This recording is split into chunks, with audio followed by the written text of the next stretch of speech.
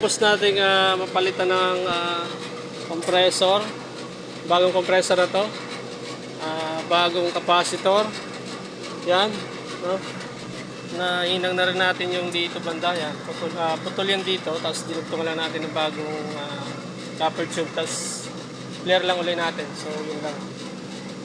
So bale 410 yung kakarga natin. No? So mamaya mga 15 minutes.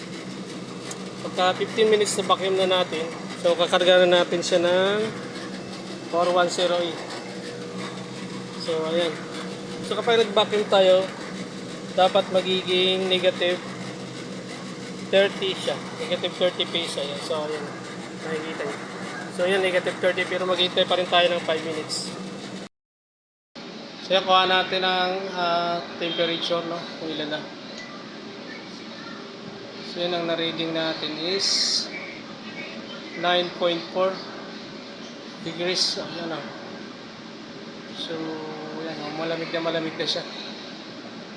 So yung room temperature naman is 24.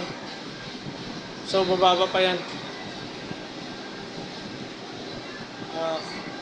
Pag na-reach nyo na yung temperature sa room temperature mo, mag-automatic. So mag-automatic magpapahinga yung compressor doon sa outdoor. Pero yung indoor, yung fan, tuloy-tuloy yung andar. So, yun lang guys. At maraming salamat sa inyong panonood.